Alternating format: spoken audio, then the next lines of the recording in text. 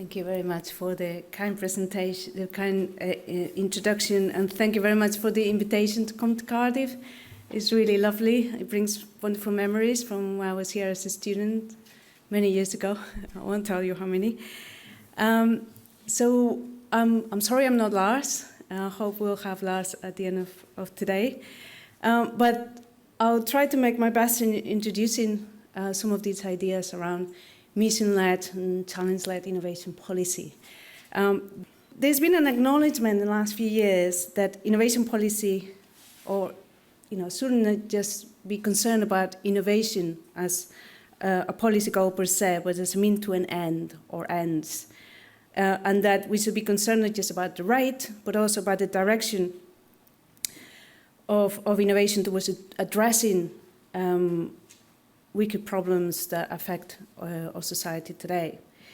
And the kind of rationales that we were familiar with in the past about innovation policy, such as market failures, namely that the investment in R&D will be suboptimal if left to the market, that is insufficient now to tackle complex policy challenges that we face today.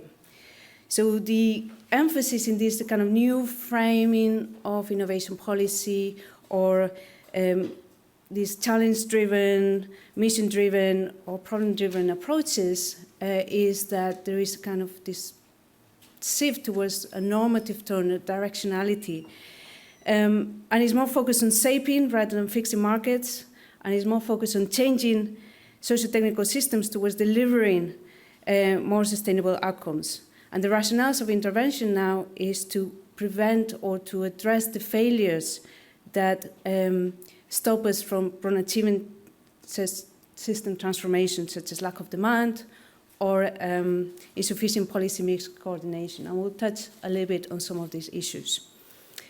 And you'll be aware with the work of Maria Mazzucato that argues that we on policymakers have much to learn from the kind of mission-oriented efforts that put the man on the moon. And she argues that achieving such missions requires a confident entrepreneurial state able to take risks and think big.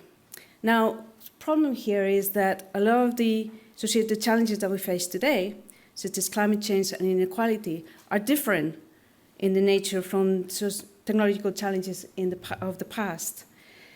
In that they are more complex, they are more uncertain, they're more contested, and they cannot be solved through centralized moonshot approaches, like we saw in the kind of all missions, or otherwise called accelerator missions. Tackle associated challenges require a more humble, more experimental, and less technocratic approach to policy, and also the need to involve actors with a diverse set of ideas, values, and experiences in collective problem solving. So it's a different type of approach. They are also less likely to require new technological development, and instead demand more mundane diffusion and adoption of existing technologies, and demand other types of innovations, more social innovation, institutional innovation, business model innovations. So it's important to differentiate the two, because often there is a bias still in current innovation policy thinking towards this kind of technocratic, top-down, centralized approach to missions. And those approaches tend to place more emphasis on promising technological solutions at the expense of understanding properly the problems that we face today, the causes and consequences. So I think missions approach is a useful approach, but not the missions approach of the past. So there needs to be a shift in mindset. This is not a new debate. Actually, the issue of the critique of mission-oriented approaches was there in the 70s already, and the book by Richard Nelson, where he wrote about Moon in the Ghetto in 1977, he highlighted precisely this, and he was questioning how it was possible that a country that achieved such a remarkable technical feat as putting a man on the moon was unable to provide effective education for kids in the private neighborhoods and solve related problems such as drug-related crime. There's a recent documentary, The Summer of Soul, that is about the 1969 Harlem Cultural Festival, which took place around the same days as the moon landing. And it has interviews on the street where people were complaining about that the government was more concerned about putting them on the moon than about the joblessness and poverty affecting black neighborhoods. So this begs the question of legitimacy and representation. Whose missions are we talking about? Who decides and how? So societal challenges require adopting an approach that is much more inclusive, much less technocratic, and much more place-based. And I can't stress this strongly enough. It needs an approach that acknowledges that the challenges faced by different contexts differ, that different places and different people are affected by missions differently and have different capabilities to address those challenges and require a place-based and context-specific approach. Because there is a kind of implicit, as I said, kind of problematic big science for big problems bias that assumes that societal challenges are kind of best addressed at the higher level, at the national, supranational level, with where you have the levers, the competences, and resources similarly to and the critical mass.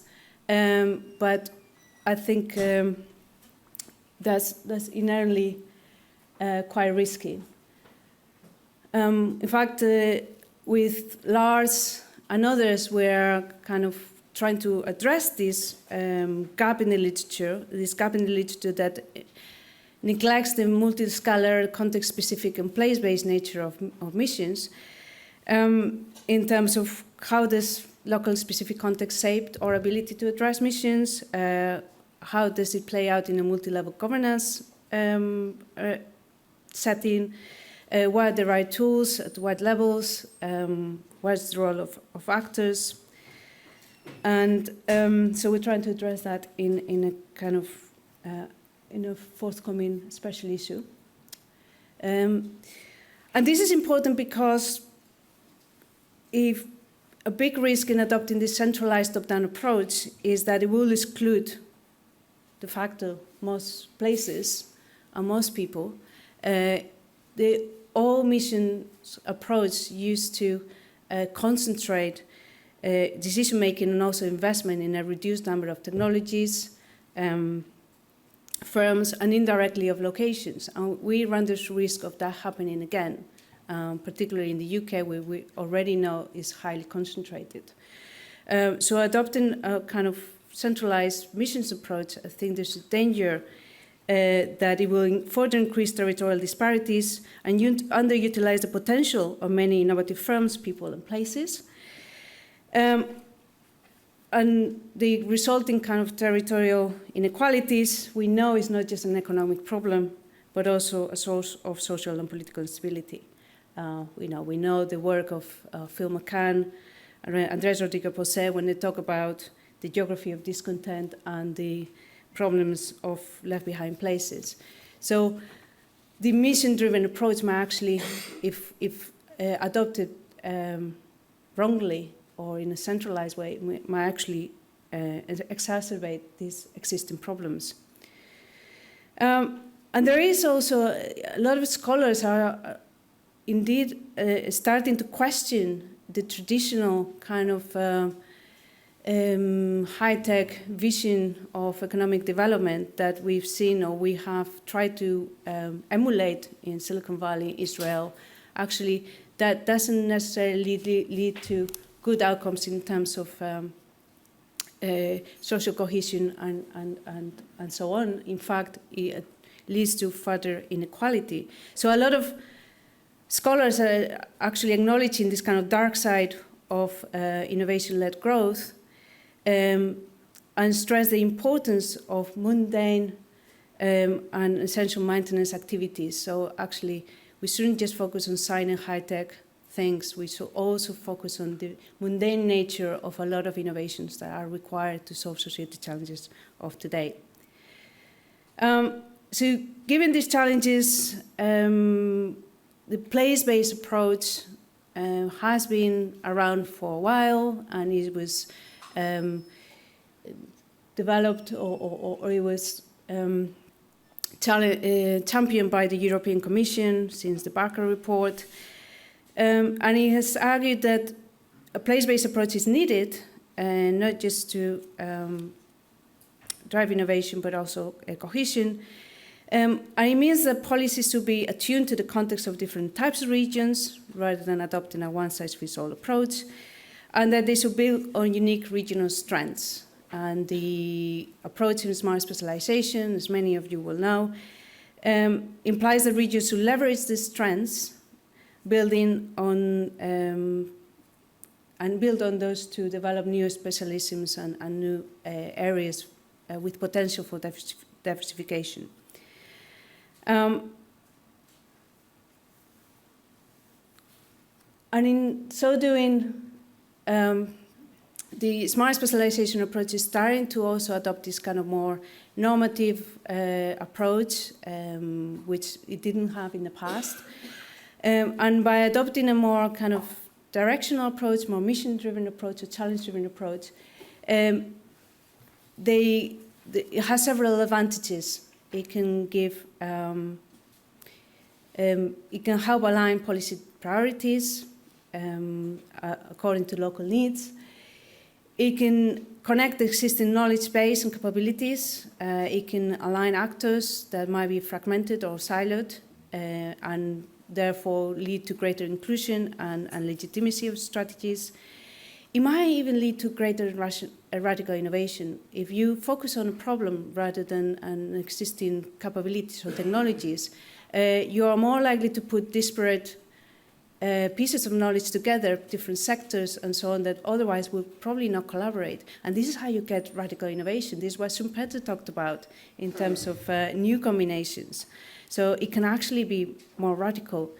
And regions can be living labs or demonstrators of new solutions that then can kind of be taken up in other places. So there are very powerful areas for experimentation.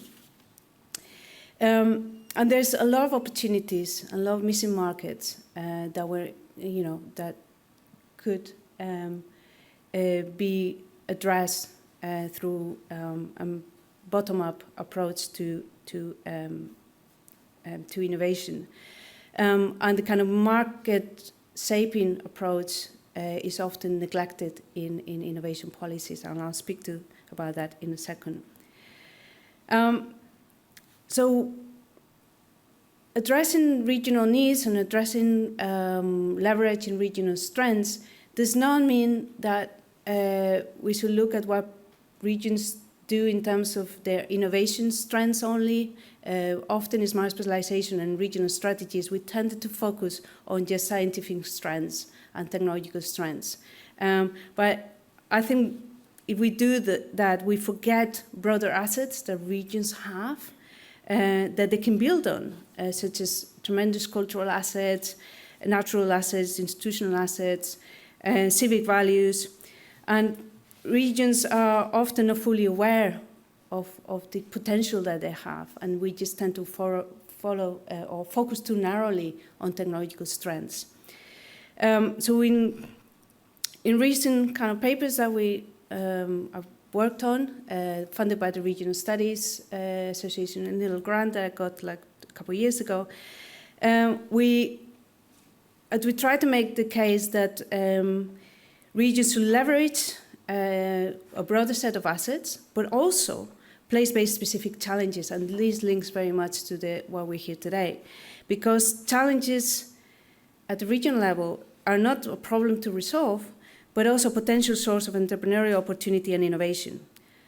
Regional problems, which are often more mundane or foundational in nature, can be used creatively to encourage the adoption of emerging technologies that can lead to temporary innovation systems that simultaneously address societal challenges and help upgrade regional innovation and drive up productivity. So we can use challenges and problems that regions face as an opportunity for innovation, and sometimes we forget that. For instance, in a recent paper where we looked at the case of Galicia in Spain, a peripheral region, very beautiful, but also not well known for its innovation kind of capacity. So in that region, we looked at how the regional government mobilized all regional departments at the government level to articulate problems and needs that could demonstrate the application of UAV-based service solutions to public problems such as fire prevention, control of fisheries, coastal surveillance, and they were able to use demand-side tools such as public procurement and regulation in a smart way to attract inward investment and anchor it to the region, and utilize this external knowledge and capabilities of multinational enterprises to upgrade and diversify the regional innovation ecosystem through kind of focusing on the demand side, the market creation, and so on. They built capabilities that didn't have in the region through this kind of challenge-based approach. So the potential of this kind of more mundane or foundational problems, such as, we have forest fires, we have, problems that we need to address in the region, how those matters of concern can become matters of worth that are demanded in markets and drive innovation is something that we have been looking at in a number of papers, and where we argue that the policymakers should consider all the roles of the state, not just as funder, but also purchaser, regulator, and convener of spaces and ecosystems to drive innovation. And use all the policy tools at its disposal to do so. And of course, work at multiple levels of governance. In another recent paper, we look at how problem solutions, so we could problems can have this kind of complex nature, but also they can be seen in a geographical dimension as well.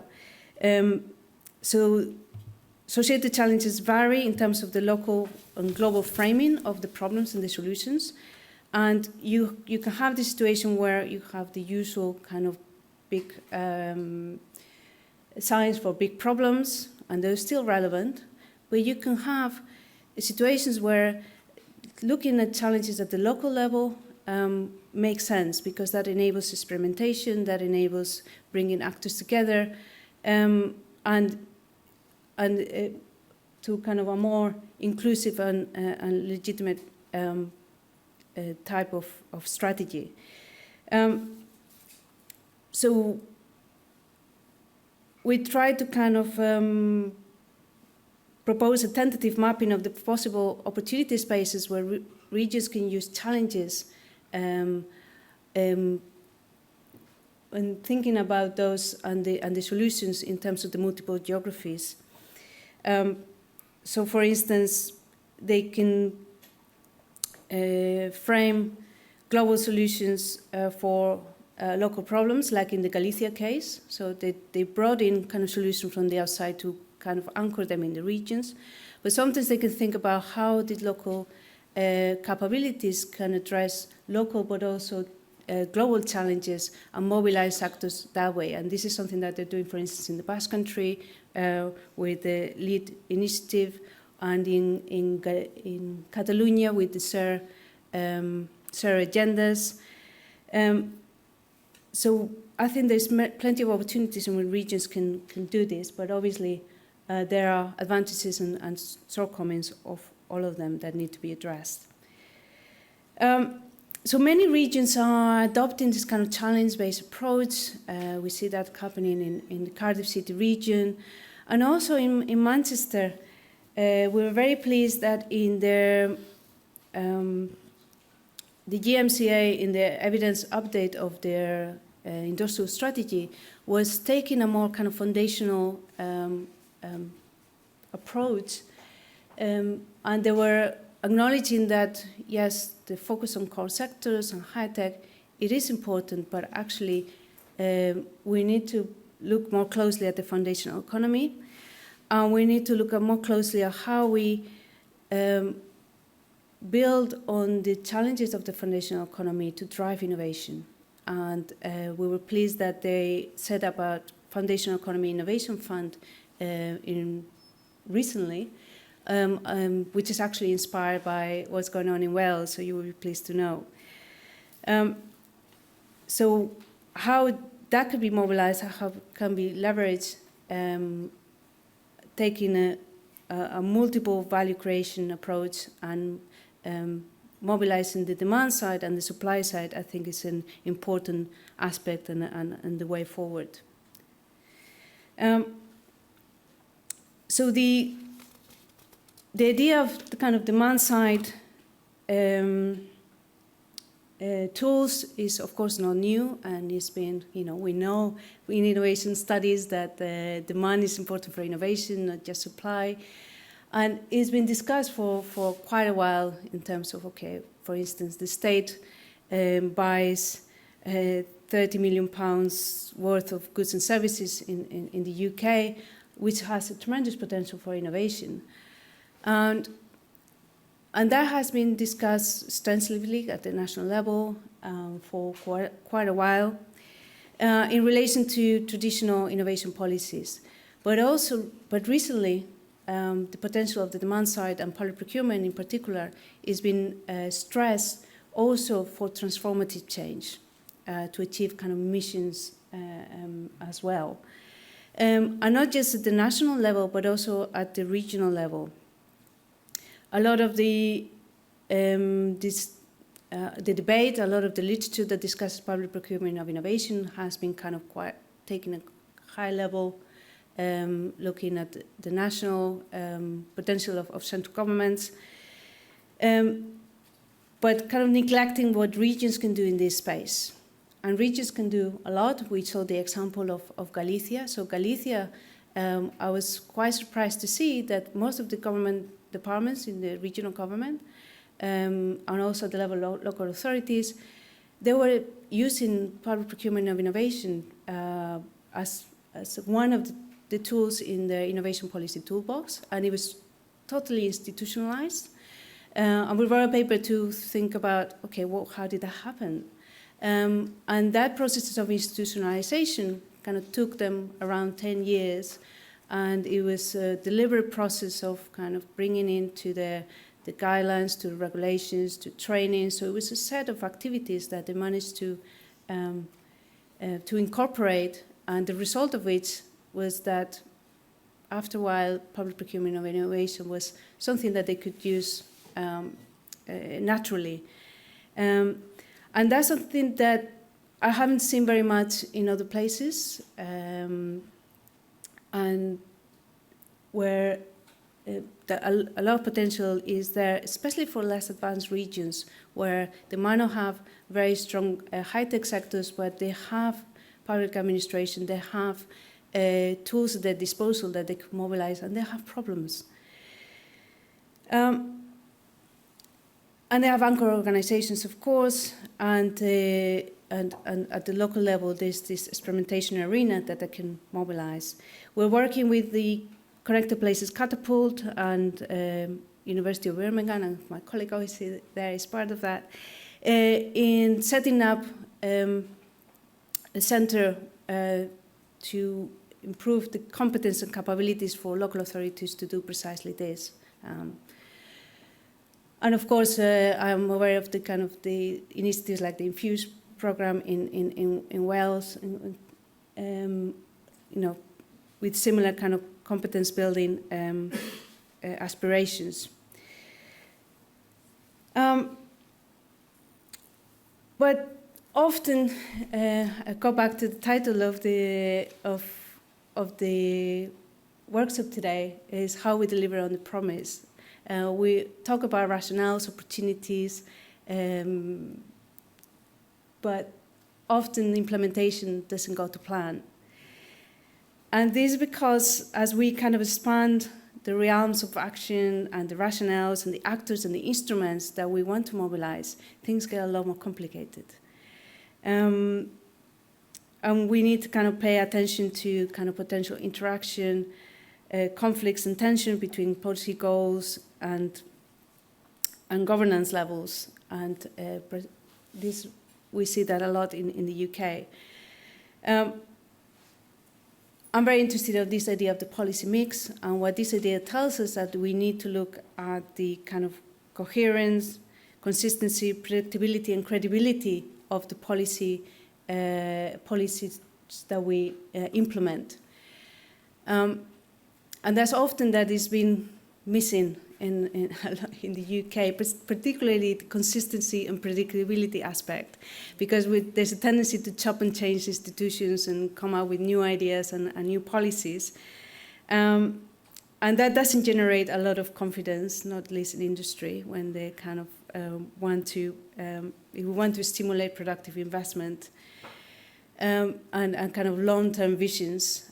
So think about the long term, think about the coherence of policy mixes, think about the implementation, I think is crucial.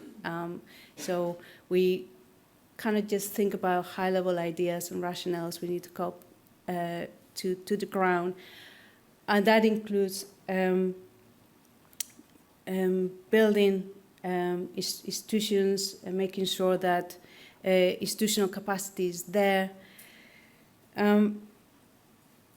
And effective leadership is there at the local level to drive this agenda, because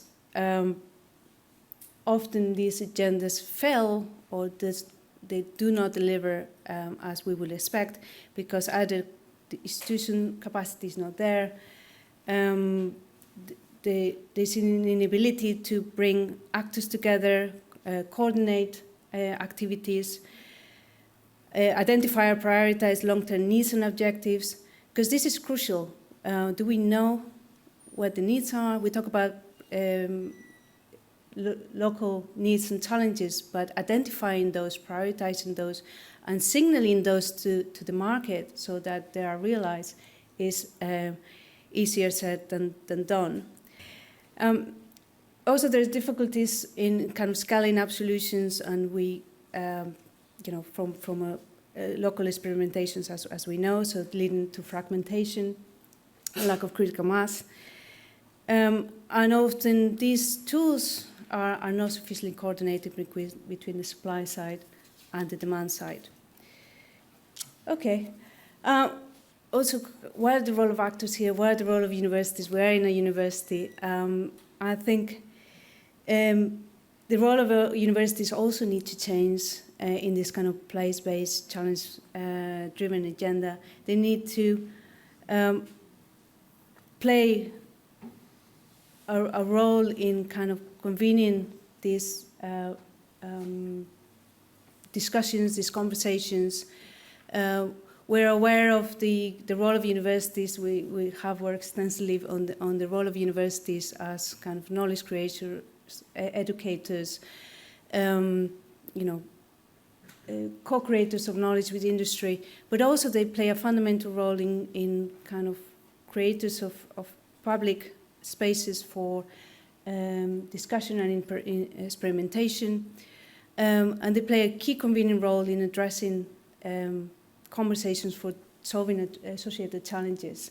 And I put there the recent paper by Dylan and Rick and Kevin, which I like very much in terms of how universities can play this role in kind of framing problems and creating that institutional setting for addressing these challenges.